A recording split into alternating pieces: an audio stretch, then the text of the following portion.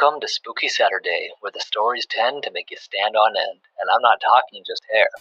Your sanity is optional here, so let's dive into tonight's tale. The woods have always fascinated the human race. At the same time, it scares us. We love it for its beauty and its mystery, but we also acknowledge she has free will.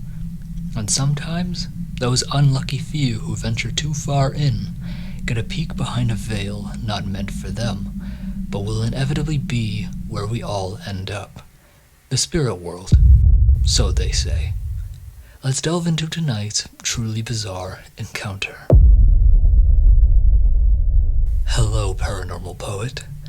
My name is Michael, and this experience truly was an interesting one. It happened to me a couple years ago, just me and my dog out for a forest hike. I was out there gathering some wood to make hiking sticks and wands with. It was something I did in my free time. I found that it was a peaceful outlet. Something about being in nature that resonated with me. I've been doing it ever since. That day, we headed toward a spot that locals called the ball field. It's a clearing deep in the woods, and it got its name because a church used to come out there and play baseball years ago. To my knowledge, other than the actual owner, the only people who are allowed on that land are me and my mom, so I usually don't expect to run into anybody. Usually. But that was soon to change. When I got to the ball field, I started walking down one of the trails. That's where it gets real quiet. You can hear the leaves crunch, every footstep, that kind of quiet. My dog was with me at the time, trotting along like usual. Then, out of nowhere, she started barking. But not a warning bark. It was more like a hello. Happy, upbeat, like she just saw a friend. So I set my saw down, turned around, and that's when I saw her. A tall lady. She was standing there in the woods, blonde hair flowing all the way down to her lower back, and she was wearing this long Nordic-style witch cloak. On the back of it, plain as day, was the golden tree of life symbol, the kind you just don't see around here.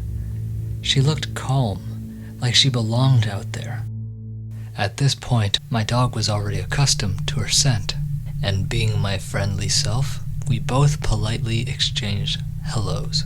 I don't know what came over me at that very moment, but I asked her, "What are you doing on my neighbor's land?" She didn't miss a beat. She looked at me and said, "I'm gathering pine needles for remedies."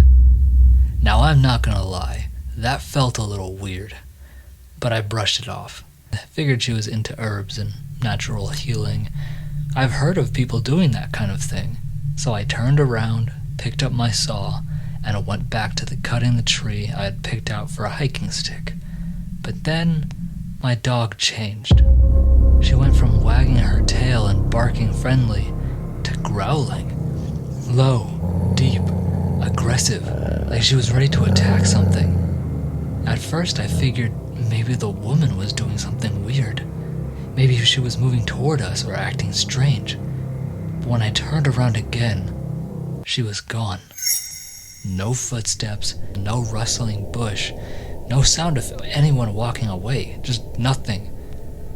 I looked at my dog again and realized she wasn't angry. She was scared, ears low, growling out of fear. And I stood there thinking, where could this woman have gone? We were in a forest clearing. I would have seen her. There's no place to hide that fast. I've walked these woods my whole life. No hills to duck behind, no thick brush, no large rocks, no trail off to the side she could have run through. She simply just vanished. I've gone back there multiple times since, retracing my steps, looking for anywhere she might have disappeared to, but I've never seen that woman again, and I've never even found a single clue, not even a footprint.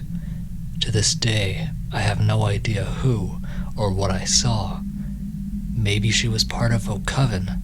Maybe she was a spirit, something older, a fae, maybe, something tied to the land itself. Or maybe it really was just someone who lives nearby, pulling a trick on me. But I'll be honest with you, I don't think so. Because the way she vanished, and the way my dog reacted, it didn't feel like a prank. It felt otherworldly.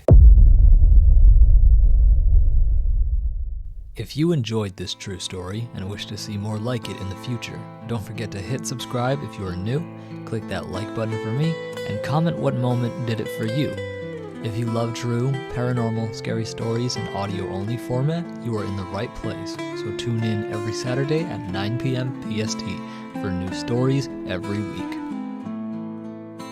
Through the static and the silence, a whisper calls your name. A voice that chills your spirit, yet soothes you all the same. In the dark, the tales unfold, where shadows love.